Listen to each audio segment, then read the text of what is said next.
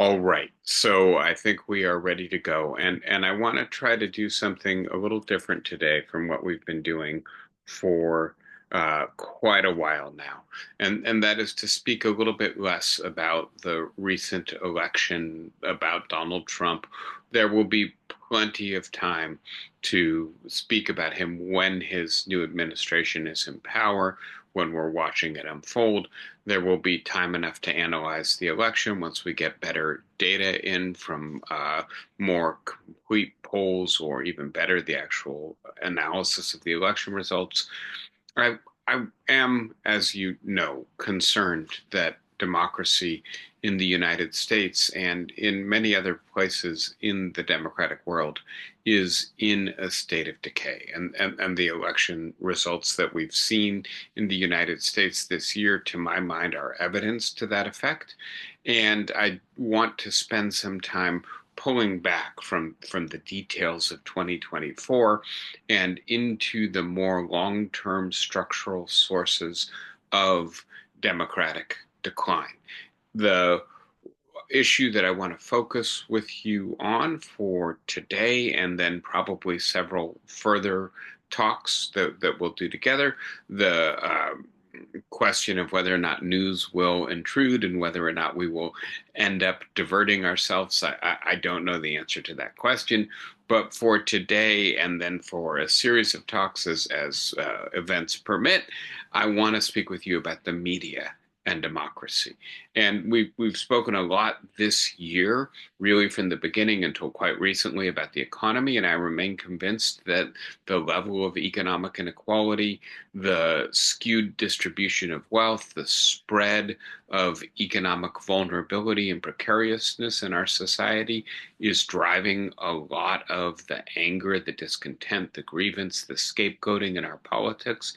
But I also believe every bit as important is what has happened to the media system in the United States, but really worldwide over the last quarter century, where the assimilation of new digital technology into the media system has radically transformed the very structure of that system. We have gone from broadcasting, right? Three networks in this country that everybody is watching, to narrowcasting, 200 stations in which each person finds their little segment of the media spectrum and pays attention fairly exclusively to that. We've also seen new forms of digital interconnectivity come online. And this starts with the internet and the World Wide Web, and the way in which this allows us to communicate with each other in a fairly instantaneous way, despite being vast distances from each other. And then the way in which slowly but surely, as this technology becomes transmitted via wireless services, ubiquitous, and so we can take it wherever we go, and gives rise to then the ability of newspapers, right? The old legacy form of journalism, to all of a sudden be instantly available wherever you are. And so it turns out that today over 80% of the engagement with newspapers. I'm sorry to put it that way, but reading online. 80% of newspaper traffic is not through the hard copy; it is through the online version of the copy, and it's not therefore the same thing, right? A newspaper that is able to update continuously, to have much more direct interaction with its readers, that is trying to compete with a 24/7 news cycle on digital television, is a different kind of media outlet. It still refers to itself as the Wall Street Journal, the New York Times, the Los Angeles Times, the Washington Post. The masthead has remained the same, but the nature of the production of the content, the nature of the reception of the content, the nature of the interaction between the journalist or the producer of news and the reader or the person interacting with the medium is fairly deeply transformed. And I haven't even begun to touch on social media yet, on platforms that are genuinely many to many platform where the platform does not produce its own content, right? Facebook, Twitter or X, Instagram, YouTube, TikTok, Reddit, they don't employ journalists, they don't employ editors, they create platforms governed by algorithms that allow their users to share information with each other and to aggregate or congregate, to be drawn together based on the things that they like or dislike or that they're engaged by, or that somehow or other the algorithm identifies as being a source of commonality.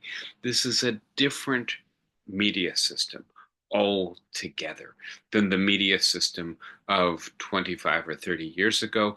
I want to suggest that the digital revolution in the media of mass communication is as important as the revolution that occurred when we started using the printing press, the Gutenberg Revolution.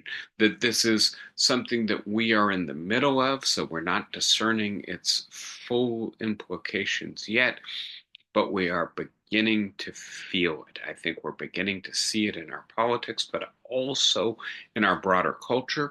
And one of the things I want to do with you as we start this conversation is to differentiate the political public sphere, where we come together to try to form public opinion and talk about what kinds of things we want the state doing, what kind of problems we think we need to use coercive power to solve, and to differentiate that from the general public sphere. Not the political, but the general public sphere is how we make up our mind about what the world is like and what matters in it and what is reliable knowledge about it. We are apparently on the cusp of having nomination hearings about whether or not a person who denies central findings of modern public health research, modern medicine, modern science will be directing health and human services.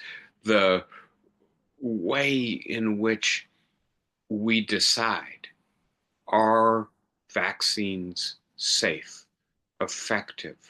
Are they in any way dangerous to us in terms of the side effects that they might carry, depends not only on the scientific research, which is highly expert and frankly very difficult to access and evaluate for those of us who are not trained with the relevant expertise, but the media, right? The system of mass communication structured by different media outlets does the work of sorting what is relevant from what is irrelevant, what is credible from what is implausible, what is valid from what is false or conspiracy theory for us, or at least so we hope it does. And if it does that well, then we have a reliable and shared conception of the world, ideas about what works and doesn't work, what's urgent and isn't urgent, not just in the narrowly political public sphere, but in the broader general sphere of publicly shared knowledge. And the media system is not just interfering with democracy, it is interfering with our capacity to integrate ourselves into a single culture, a single society, to have a shared culture, to have shared knowledge, to be able to sort the wheat from the chaff. And therefore, right, it is at the heart, at the center of many of the most profound, important, and troubling changes that we are undergoing in the 21st century, I think it deserves our attention.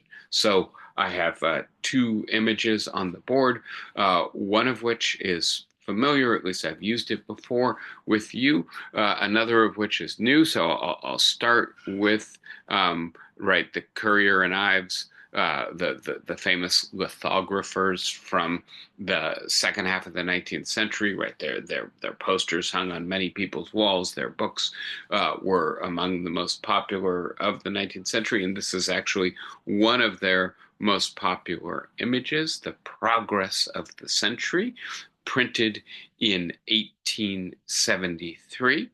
And as you may be able to read, or maybe not from the subtitle, but you may also be able to see from the image itself, it features four technologies that they suggest are driving the progress of the 19th century.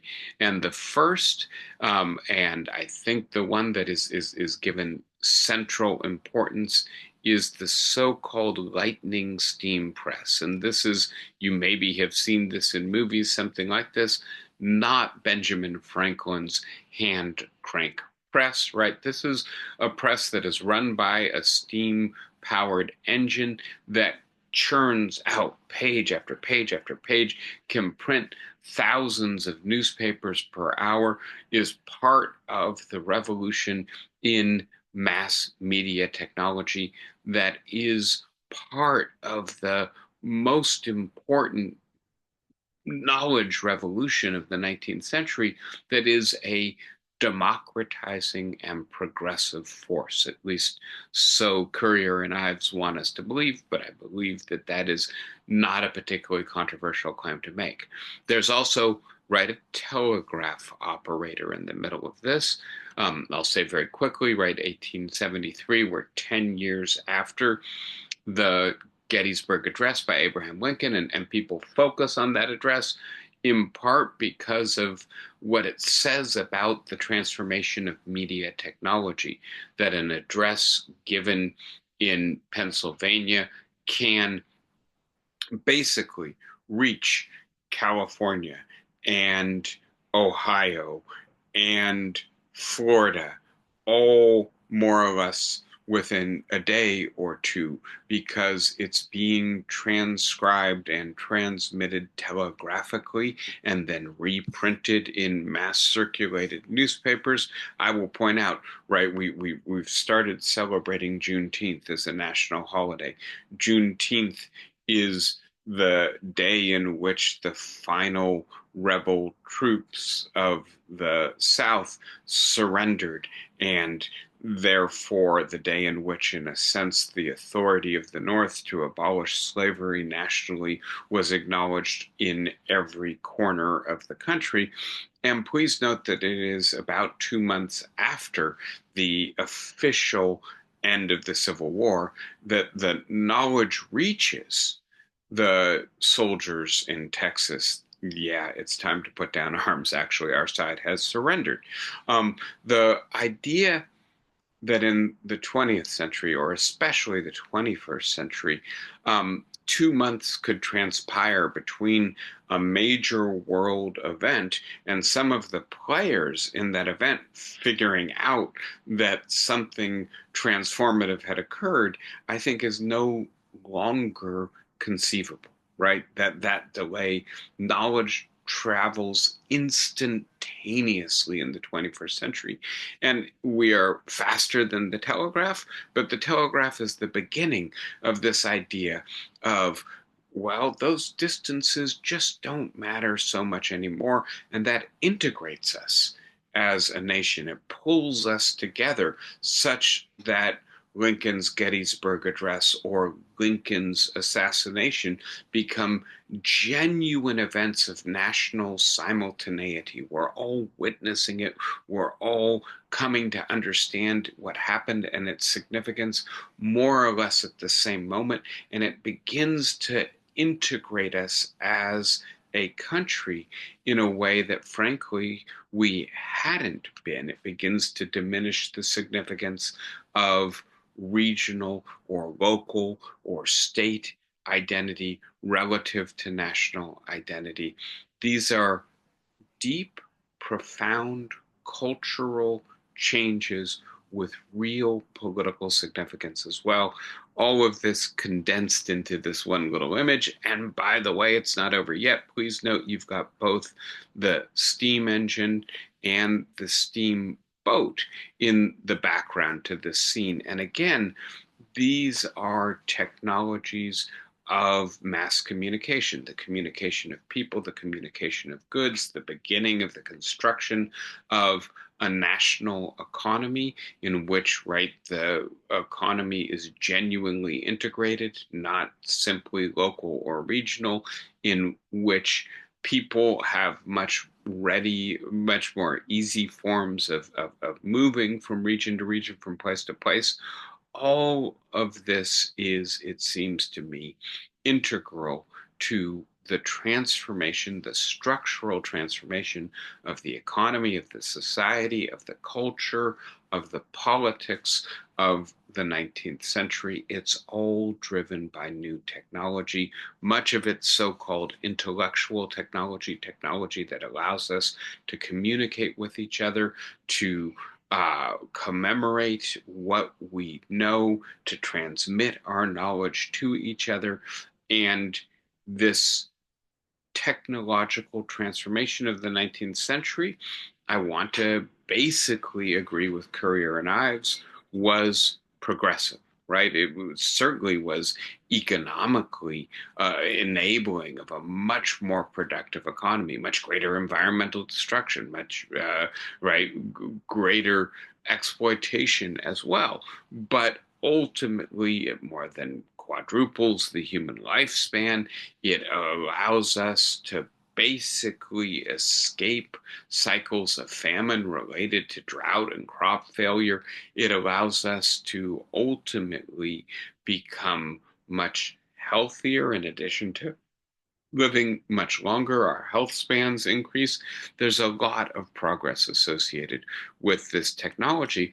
And the democratization of American society, right? In the aftermath of the Civil War, the coming into being of the progressive era. I don't want to suggest that this is a steady, even march. Obviously, the victory of the North in the Civil War, once the Northern troops withdrew from the South, led to the resurrection of what's sometimes called slavery by another name, the Jim Crow racial hierarchy system. That is the nature of history. It doesn't move smoothly and always in the same direction. But I do think that this technology is, generally speaking, progressive. I contrast that with the, I think, familiar image from Francisco Goya, Truth Has Died, or The Death of Truth. And I hope you can see this reasonably well, right? Truth still, although dead and about to go into the ground, glowing white, right? And the shadowy dark figures who in fact are more numerous and more powerful above her, about to put her into the ground. We have grave diggers, we have, right, people from the church saying the last rites, we have a crowd assembled. The commentary here, right? And this is a series of etchings that Goya made for his own private consumption for the purpose of reflecting on his times. This is his opinion about the Spanish colonial conquest and war, especially in Mexico, the way in which the Mexican state was using propaganda to camouflage the true nature of the brutality of its conquest and its suppression of Mexican desire for independence or freedom, for some kind of autonomy. The idea that for Goya, the state, the church have the power to bury truth speaks to the fragility of the truth. We've spoken about this in the past. I think Hannah Arendt writes eloquently, beautifully about how easy it is to erase historical or political truth if you, in particular, have the propagandistic power of the modern state on your side.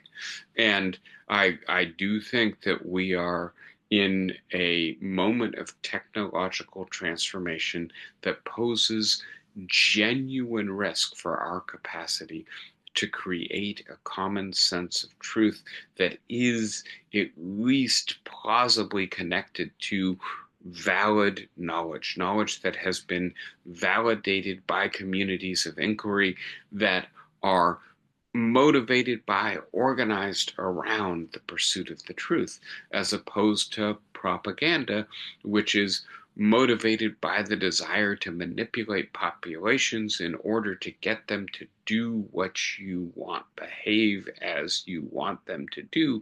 Those are fundamentally different dynamics for producing knowledge, and our media system has opened itself to becoming a propaganda amplification system in a way that Goya was deeply concerned about at the beginning of the 19th century, in a way that Currier and Ives hoped that we were moving away from in the 19th century. And history sometimes boomerangs, sometimes moves back around in the other direction.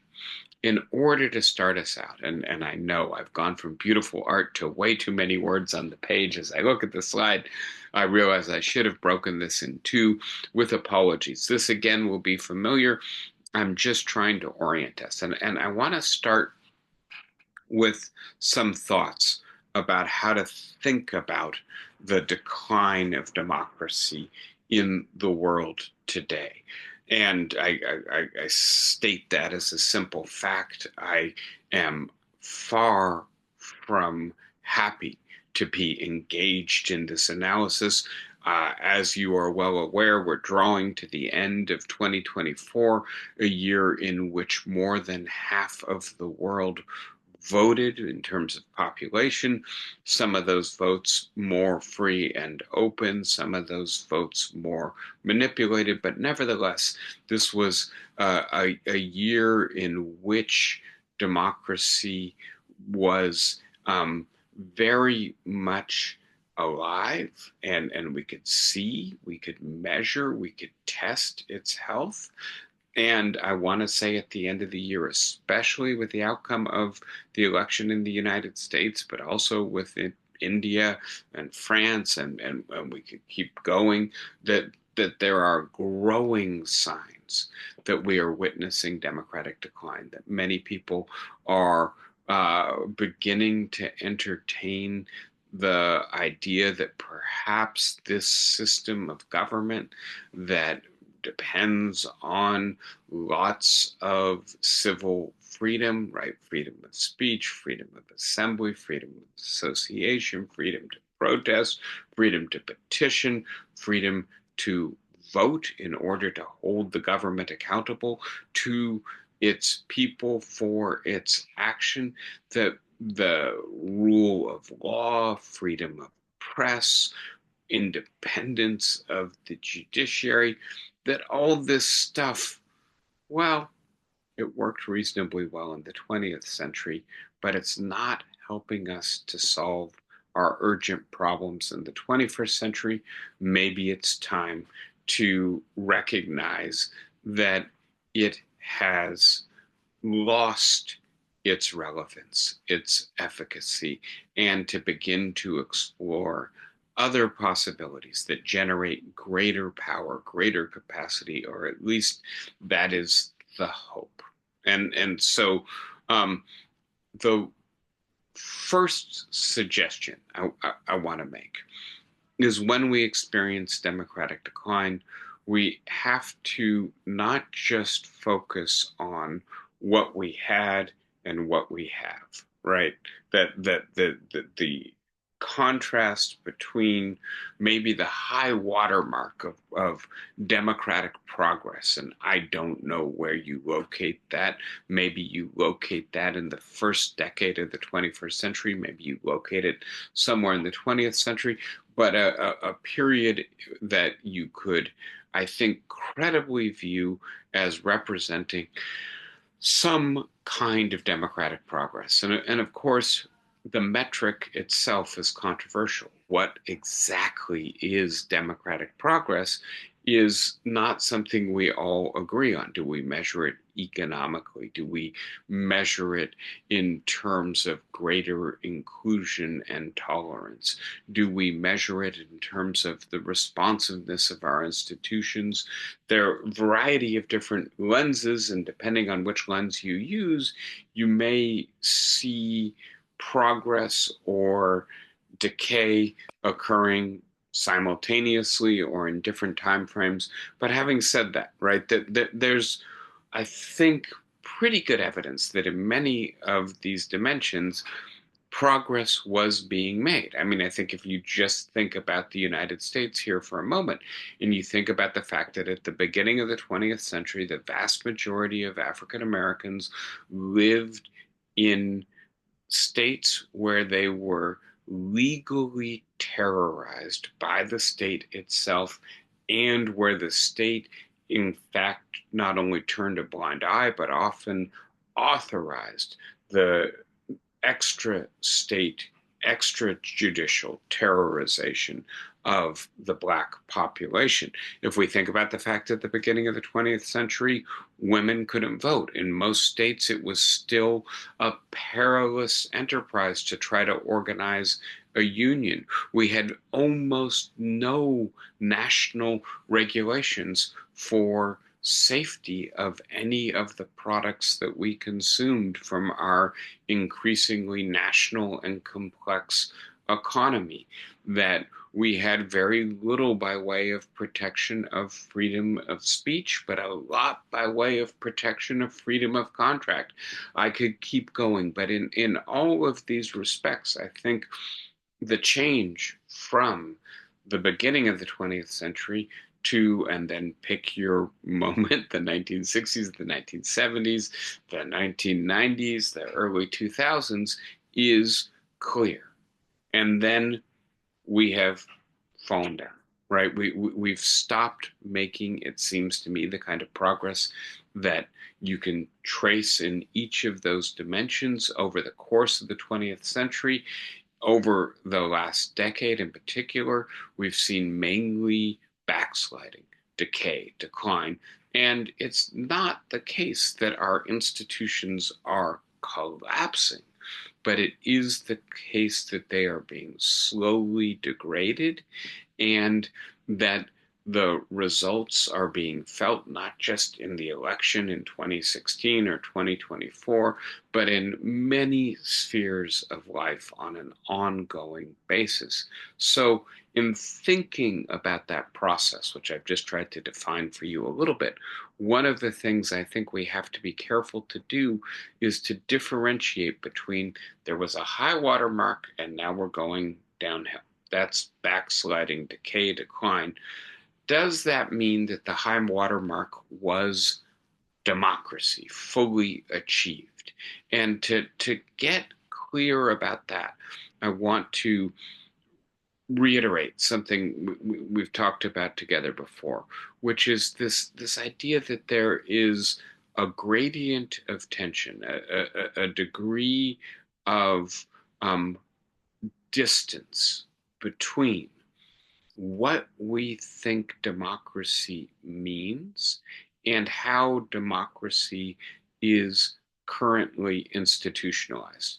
And I want to suggest that that is a necessary, a kind of tension that cannot be eliminated and is, in fact, potentially constructive, although also potentially destructive. And it depends on the degree of the tension and the way in which the tension is used or abused within the political system to determine whether that's a constructive or a destructive tension. The reason there is this tension comes out of the origin of the modern idea of democracy, or of modern ideas of democracy. I should be plural in expressing this. To take the American example, in 1776, Thomas Jefferson and some people around him declared independence by proposing, as Lincoln put it, that all men are created equal, that they are endowed by their creator with certain unalienable rights, that among these the right to life, liberty, and the pursuit of happiness, that governments are instituted among men in order to secure these rights and to secure for them conditions in which they can pursue happiness and have the liberty that these rights create, and that when government stops serving these purposes, that people are entitled to reform them or abolish them and start over again, right? Rough paraphrase of the Declaration of Independence's second paragraph, which contains that central argument.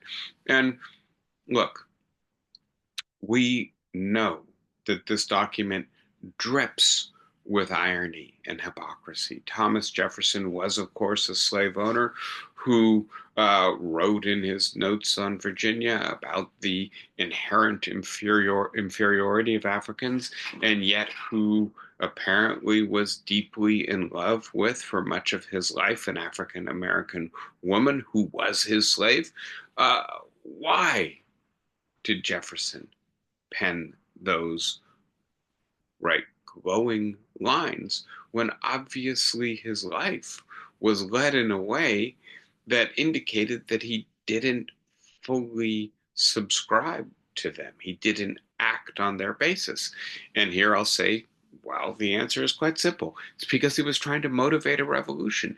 And in moments of revolutionary fervor, we say things perhaps with greater clarity and integrity than we do in everyday life, in part because that is what is necessary to impel a revolution, in part because a revolution is a liminal time. It's a time in which we are at liberty to maybe set ourselves free of some of the constraints of ordinary life. Things have become much more contentious and much more open. And so Jefferson says these things. And by the way, then in 1787, 1789, we try to institutionalize. The Declaration of Independence just says we're going to fight for our liberty. The Constitution says we're going to institutionalize our liberty. And by the way, we add to it very quickly the Bill of Rights, which says this is exactly how we're going to protect our rights. And so you begin to really weave into the culture, the fabric, the institutional membrane of our society, certain commitments, certain aspirations that you don't really know how they're going to work or how to successfully balance them against the other imperatives of life. We need an economy. We exist in a society of nations. We need to have enough wealth and organization to protect ourselves from the predation of other nations. How are we going to accomplish all of this at the same time? Well, probably by compromising on those principles, whether they're in the Declaration or the Constitution. We're going to have to be pragmatic in how we pursue them. And so that tension, right, results from the fact that we have made these commitments. We've expressed them in the fundamental law and charter of our society, but we also have limited ability to actually act on that basis, right? And so this is a, I want to say, potentially constructive tension. It's a tension that impels us on a mission to better realize our commitments, but that commitment, that journey is not, as I've said, all in one direction, always progressive, always moving forward. It is fits and starts and stops and falling backwards as well. And so what exactly is entailed by these commitments, the desire to be a free and equal member of a self-determining people. That seems to be the core of a democratic society. I am an equal citizen. That means that I am free to co-author the most important laws and policies and institutions of my society. I need to have the power to have some influence over what my government does and how that structures our life together. And I don't just want that to be a formal right. I want that to be recognized by everyone around me. And I want it also to be reflected in the way in which my society is actually structured. I want my society to be fair and just and responsive to my most urgent desires and needs. And that means I want my society to be a cooperative society. And yet, very often I'm not recognized as free and equal. Very often my society feels very far from being a cooperative enterprise. And that is necessarily the case. Democracy is but one institution among many, and we have a market economy that's organized as a capitalist society. It produces inequality and vulnerability and competition that seem to be uh, not directly compatible with our democratic ideals. And we are also institutionalizing democracy not in a small city state, but in a society that is continental in its geographic scope, that has hundreds of millions of citizens, and that is complex in ways that old societies weren't. That we've got corporate law and tax law and administrative law and all of this technology and medicine and interconnectivity. How are we going to actually still feel that we have equal opportunity to influence the most important regulations, rules, policies, laws that govern our life together, given the size, the scope, the complexity of this enterprise? It is a daunting task. It's not a task that we can get right once and for all. We need to be pragmatic and experimental in trying to figure out, as our society grows and evolves, as our moral and political values transform, how we're going to continue to pursue the aspiration to organize our politics politically. But that is the project we've embarked on. And when we feel, well, we're making a good faith effort. We've learned, we've gotten better, we're continuing to get better. Then the tension, the necessary tension between what we aim to do politically and what we can actually do, it's not debilitating. It doesn't undermine my confidence that we are genuinely trying to figure out how to make our life together as democratically accountable as possible. But when things go too far in the direction of society seeming to completely escape the control of democracy being completely captured by the wealthy oligarchs, or the large corporations, then the tension becomes too taut, too much difference between what we want our society to be and how it actually seems to operate.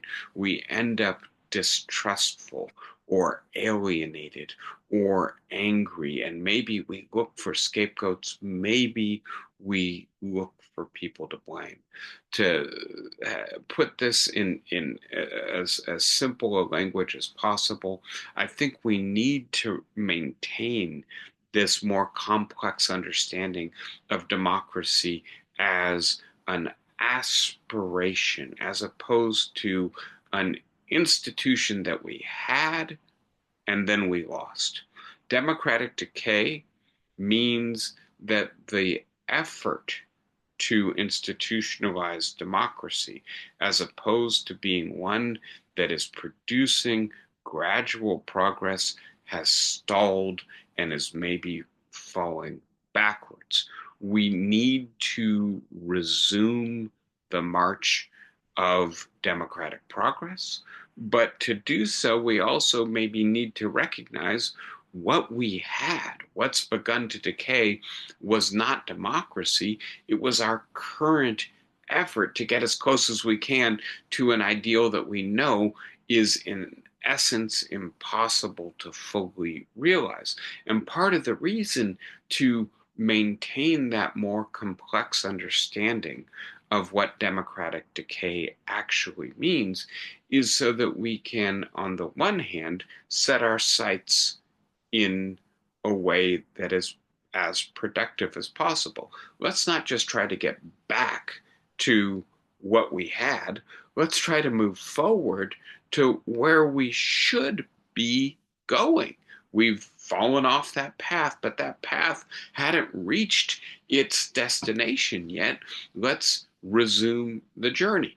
And also, maybe let's entertain the possibility that part of the reason that we're experiencing democratic decline, decay, backsliding is because of the limits of what we had before, right? That too many people found it to be too rough an approximation of democracy, found themselves to be not adequately included as free and equal citizens, found the society not to be sufficiently cooperative to sustain their faith in their fellow citizens, in the responsiveness of the government, in the genuineness of the commitment to democracy. Maybe the fault is not exclusively in the backsliding, but in the way in which we had institutionalized democracy in the past. To illustrate this way of thinking and to begin now to really focus on the media. I'm sorry, I guess I've got one more slide still. Talk about one more really important idea here. And that is whether when we start thinking about the failures of democracy and its backsliding or decay, do we locate the main problems within the narrow political institutions of the state? There's too much money in our politics. One of our two main parties has become a populist, autocratic, reactionary, nativist party, or our administrative state has become too rigid. There's too much inertia. There's too many regulations. And as a result, we're not accomplishing what it is that we established those agencies to do. So this would be, right, the internal or endogenous democratic reform idea. Let's fix the institutions of our government. And by all means, we should not neglect that. But I want to also suggest that if we focus narrowly only on what's wrong with the Democratic Party, too captured by elites, too attuned to the interests of a very well educated, very progressive, very woke elite, and not sufficiently in touch with the interests, the concerns, the perspective of majority of our society, that's one place to look. But let's also look outside of the institutions themselves. Let's look at the broader society. There's too much economic inequality. Our economy has become too global. There's too little capacity left in the state to control the economy, given how global it's become. And our media system has also become dysfunctional, so open to disinformation, so fractured into small partitioned groups that communicate only within themselves. Let us not just try to reform the state, let us also try to reform the broader social, cultural, technological context in which democracy operates, because that context is determinative of democratic success. Democracy only works in background social conditions that are sufficiently amenable to democratic control, that give rise to the dispositions of citizenship that democracy requires. If the social setting for democracy does not conduce to its success, but instead tends to generate democratic failure, you can have the best institutions in the world, and they're going to be undermined or overwhelmed by social circumstances that resist democratic success. And I believe that the second prong is every bit as urgent as the first prong, and that therefore we should be paying more attention to the surrounding social, technological, cultural circumstances. That's what gives rise then to a desire to spend some time thinking about what's happening in the media system. I want to illustrate the two ideas that I've just shared with you, that democracy is an aspiration that can only be realized to a certain degree, and that it depends as much on its surrounding circumstances as it does on its core institutions. By beginning to talk about the media, this is not everything I have to say. This is just a little illustration of how I think we should begin to have this conversation. So I start with a continuum, and it's a continuum of the degrees of openness in a media system.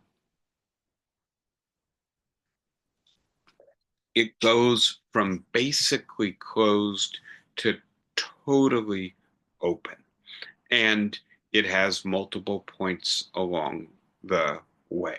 So a totally closed system at that far end of the spectrum is, for instance, the way in which the media operated in Nazi Germany, right? There was a minister of propaganda, Goebbels, and if it was going to be in the newspaper, going to be on the radio, going to be on the TV, he had to approve it. Very often, he actually directed what was said, what the content was, and the result is basically only things that are favorable to the exercise of state power are permitted to circulate in the media system.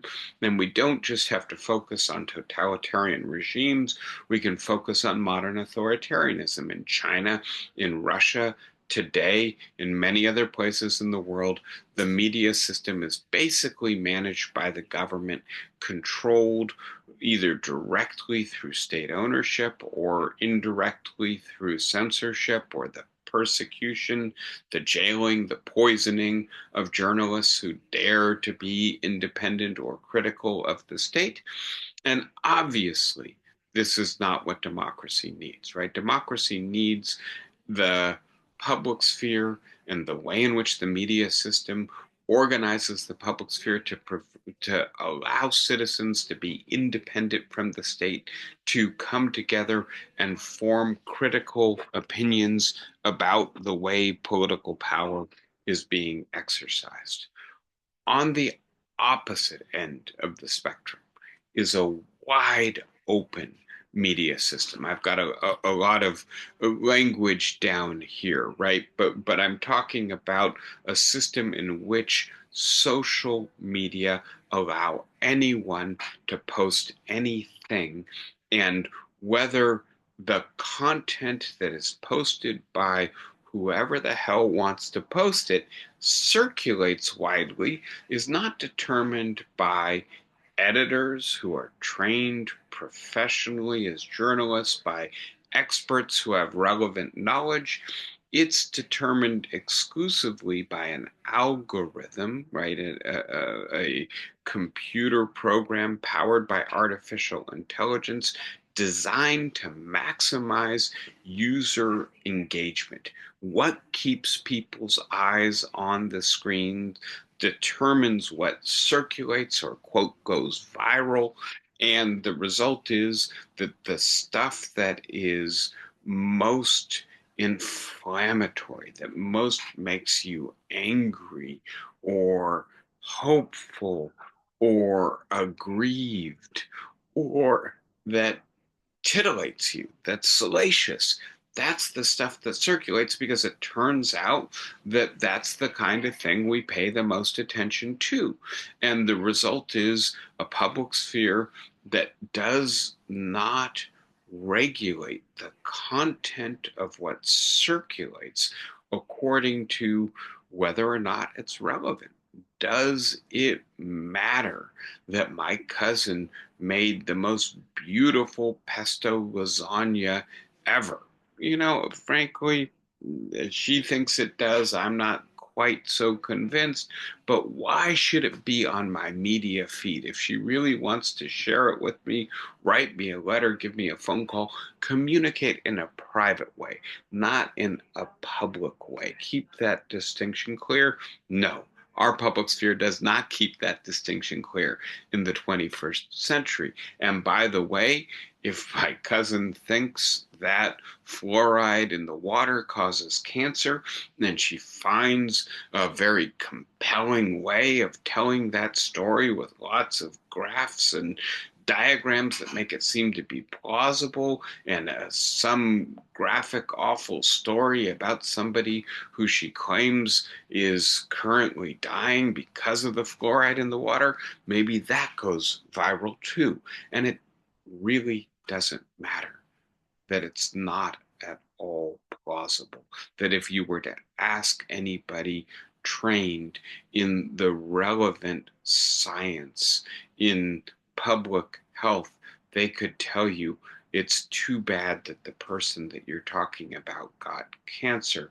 It's entirely implausible to suggest that fluoride in the water caused the cancer, right? The amount of fluoride that you need to be exposed to for its carcinogenic properties to actually have that effect is far more than we've ever put in the water system in any municipality in the United States. That's just not plausible.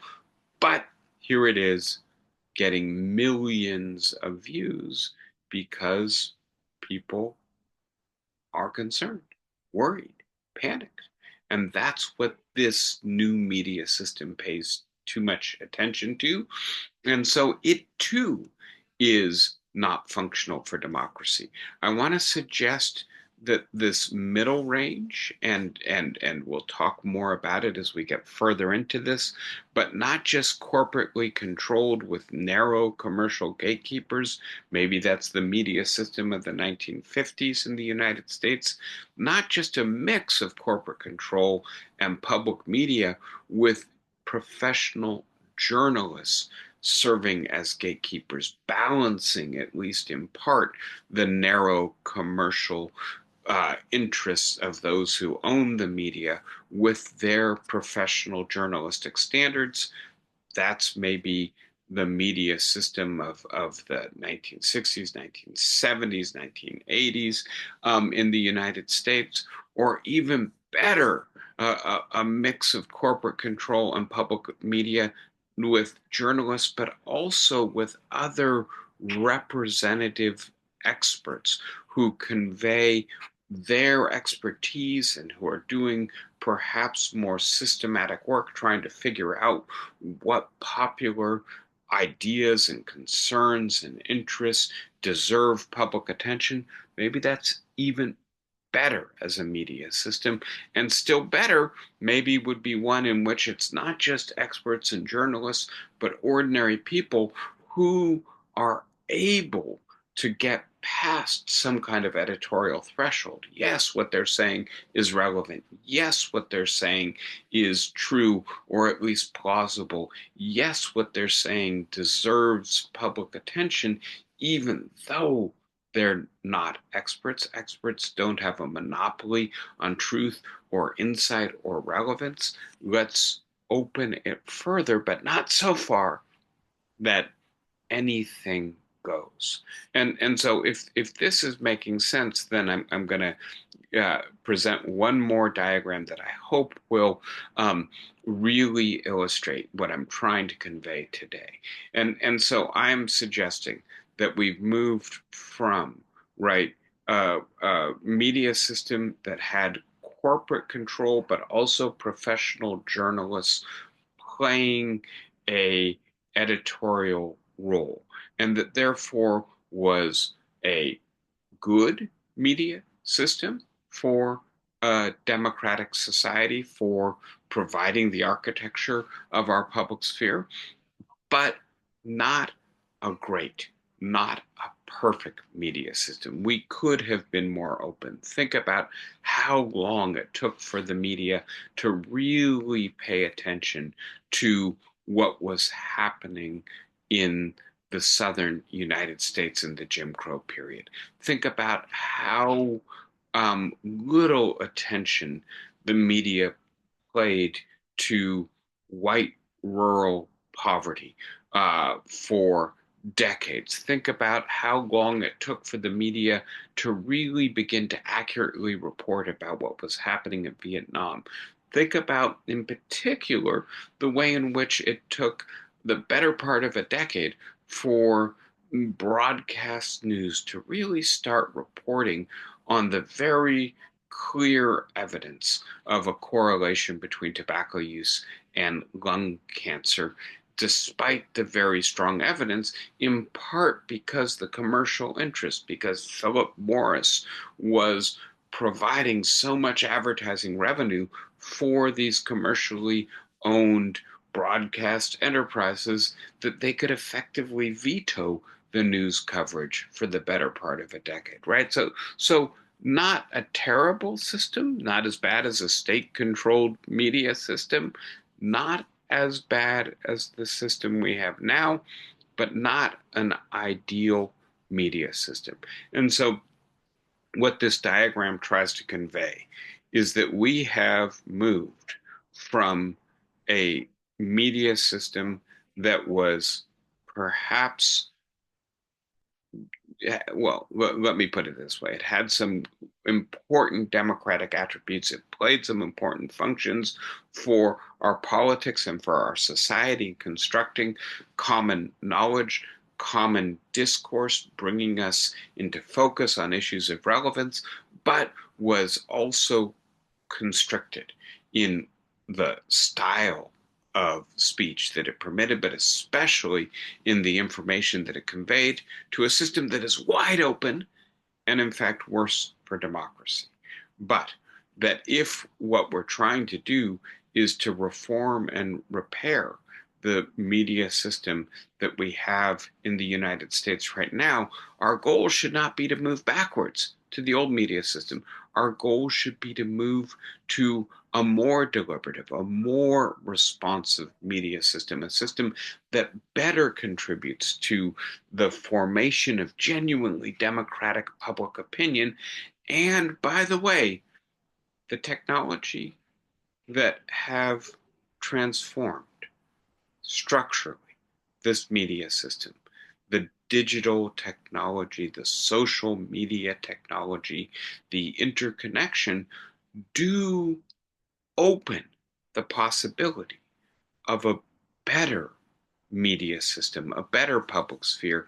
Why not aim our reform at continuing the progress we should have been making? And let us also recognize, right, that the story is complicated, but one important part of the story is AM talk radio, right, which predates this technology in many respects.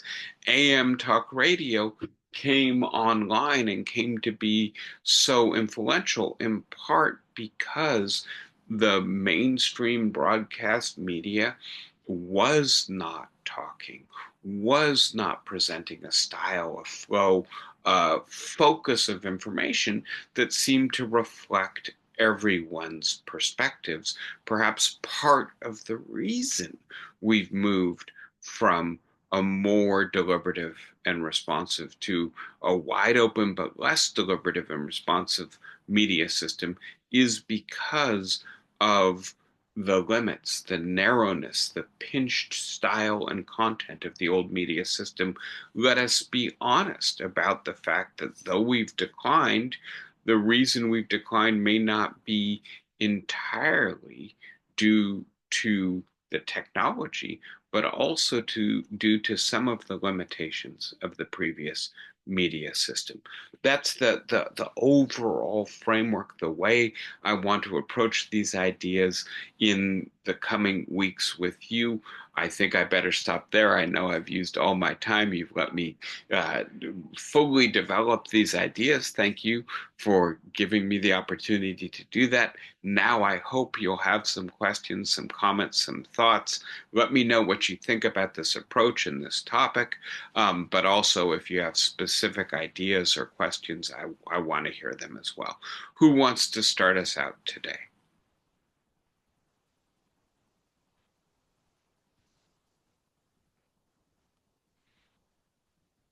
I've been doing a lot of research on social media and the way it works. I'm looking forward to sharing this with you. I suspect that we are maybe like each other in this regard. I'm doing a lot of research on social media. I don't spend a lot of time on social media. I actually don't consider it to be a valuable use of my time, and I find myself in a world where there's not enough time. And so every time as they say, fall down the rabbit hole, I end up sucked into social media. I regret it and I try to avoid it as best I can. But I hope I should be able to talk about it with you in a meaningful way. And I'm looking forward to, in a sense, having the opportunity for us to have an in-depth conversation about how social media works and how it transmits communication, information, knowledge, and why it may be contributing to the fragmentation of our public sphere, but also to the transformation of the very sense of what it means to share something publicly, what is involved in the distinction between the public and the private and whether or not that's eroding. I think there's a lot of really interesting uh, ideas that have both a technological but also a philosophical and cultural dimension to them. I am looking forward to sharing them with you. I'll stop. Who has a comment or a thought for us today?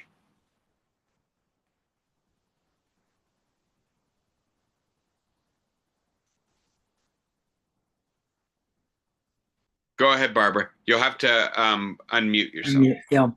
I think I feel the same way you do, David, about getting sucked into social media. I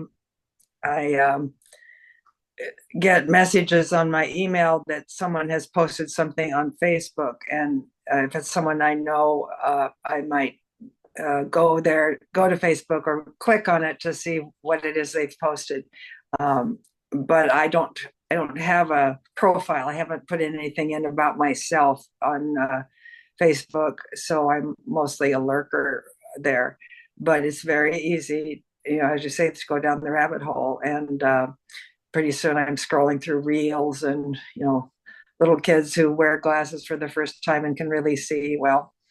I had surgery on my eyes to remove cataracts, and I'm just all over the world about telling people how wonderful it is to see so much better. But I don't. It hasn't even occurred to me to put it on Facebook. Yeah. Yeah. David? It doesn't make me better. It just makes me. I mean, I feel I'm out of touch with some people, but I just can't bring myself to participate any more than I do. I have too many things that are weighing on me that I feel I need to do in order to to be part of my family and part of my community. So. Yeah. David? David, Go ahead. Yes. Who is this? this is Iris. Oh, hi, Iris. Go ahead. Let me I say can't one thing to Barbara real quick. I Yeah. You've had this experience. I've had this experience. I get something in my email that tells me my friend posted something that I want to see. I go into Facebook. I can't even find it. Right. Mm, So it's a lure. And so I yeah, go down the rabbit hole mm, looking for what my buddy yeah, from high school posted that I might be interested in. And mm, 40 minutes go by in which, I'm mm, yeah. Look looking. at all other things. Yeah. Mm, Yeah, and so yeah, it is engineered. I think part of what we need to get to is that it's engineered to capture our attention, to keep us from exercising control over our attention. That, you've got something you want to see, function is exactly that way. I'm mm. sorry, Iris, go ahead. Oh, I cut that- you off, that- but I wanted to respond to Barbara. that's exactly the point that I want to make. The, the likelihood that people will give up the joyful circus of the internet for something more useful to their understanding of their situation strikes me as highly improbable given the joy that comes with so much circus. And I'm wondering if you think there's a way the public will become bored with Let circus me and go back. let me preview where I'm going with this, and my take on this is a little complicated. I'm writing on this, and as happens when one's writing, it gets involved very quickly. But I'm looking in particular at some of the stuff that the Surgeon General of the United States is doing on the effects on health of, in particular, youth use of social media technology. And I'm thinking about the parallel with tobacco use. And so that was one of the examples I used, right, in thinking about what the media didn't do a very good job with. Um, and so think about uh, in 1967 saying, we need to rein in the use of tobacco. It's creating all of these public health hazards. It's shortening Americans' lives by 6 or 7 years. When children are exposed to it, it's really damaging the development of their lungs. And somebody saying back to you, no way. People love their cigarettes, love their freedom to smoke way too much. There's no way that's ever going to happen. And admittedly, it took a quarter of a century, but a sustained public health campaign got us to radically reduce the amount that we smoke and especially to change the way that we smoke. We're not smoking in restaurants and elevators and airplanes, confined spaces anymore, right? If you want to smoke, you got to go outside far enough away from other people or do it in the privacy of your own home. And that suggests to me if you can convince people that what they're doing is bad for them in some way that ultimately they're going to regret. Actually, sometimes they will wean themselves from the addiction, from this fun, from the perceived liberty that comes with engaging in the activity that is ultimately self-destructive. And so one of the questions is using social media really like smoking? Is it really a self-destructive activity? Is it an activity? One of the things I love sharing with my students, if you do the math, right? How much of their lives are they going to spend on a screen looking at social media content? It looks like it may be as much of as a decade of life, right? Oh, 1/8 of the time you're on the planet, you're going to spend with social media. Are you sure, right? To come back, right, to what Barbara said earlier, that there's not something better you want to do with 1 in 8 hours of your entire lifetime? Um, and maybe eventually we don't just do this by law or regulation or admonition. We've got to get people to become convinced that this is not a healthy thing for them to be doing. So that is the way in which I'm going to begin to address that. But yeah, thank you for pulling that out, because I do think a lot of people right now, they're going to say, no way, you can't take away my TikTok. That's way too much fun. David, go ahead. Yeah, I can't tell whether I'm okay. Well, I think the problem with social media, and by the way, in contrast with Barbara, I use it all the time, particularly Facebook. Mm. I actually think that Twitter is a mess, but Facebook has more redeeming features.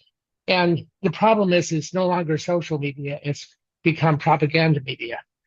When it was social media, a way to stay in contact with old friends and family and things like that, and to build these like special interest groups and the like. I thought it worked really well, and I was grateful for the fact that I was able to communicate things to a lot of family and friends in an immediate way rather than writing 25 letters or things like that. But I think its purpose has indeed changed. But there's another aspect to it that, if you isn't social media just carrying the no hold bars freedom of speech and freedom of the press to its ultimate, uh, uh, if you follow that to its logical conclusion, if it's completely open, isn't that what it does? Isn't it the ultimate marketplace of ideas where any fool can say any damn thing he or she well pleases? Well, so I I will agree with you that it is, if you will, in a kind of Newtonian experimental sense, frictionless communication, right? And so the issue is, if we think about the First Amendment in context, right? The First Amendment is created by James Madison in 1790, in a moment where he and we are deeply concerned that speech is really difficult to convey, right? It's really hard to actually get a newspaper or a broadside or a pamphlet published in America in the late 18th century. It's even harder to circulate it. And that the ability of the state to suppress that fragile activity, given how strong the state can be, is asymmetrically imbalanced, right? It's so easy to stomp it out. And in the 21st century, absolutely the terrain has shifted. And so the question of what it means to protect freedom of speech in the 21st century is, I think, a really interesting, really important question. Tim Wu, who I like a lot on these topics, has an essay, law review essay, maybe 5, 6 years ago. Is the First Amendment obsolete? And his conclusion is not yes, but I do think, right, his conclusion is nuanced, and it's a really vital question for us to be asking. If the First Amendment isn't obsolete, how does it need to be interpreted in the 21st century so that you can't go online and publish the private information of an individual whose views you don't like so as to intimidate them in order to silence them, right? That is the kind of possibility this new technology has opened up.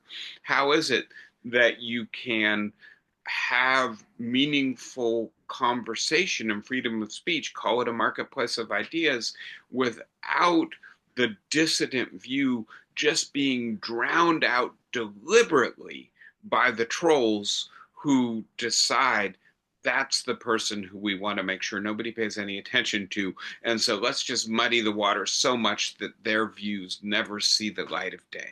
That we have to be thinking about these new technological possibilities that have fundamentally altered the structural context for discussion about the freedom of speech in the 21st century. So I like your intervention here, David. It opens up topics that we're going to need to get to together as we proceed with this discussion. I don't know. I hope I didn't freeze for you. I froze for me for a second there. Anybody else want to come back on any of these points today? We're way over time, and I'm getting a note saying my internet connection is unstable. Maybe that's the hook going. Okay. Next. It's the great gods of the internet, silencing you. I dared to criticize them, and now they're going to punish me as a result. Wonderful being with all of you.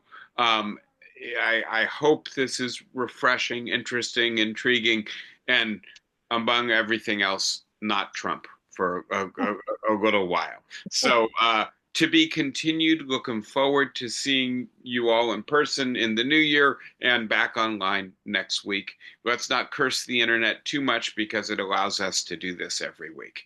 Be well, everyone, and see you next week. Thank you, guys. Bye-bye. Thank you. Bye-bye. My pleasure as always. Thank you.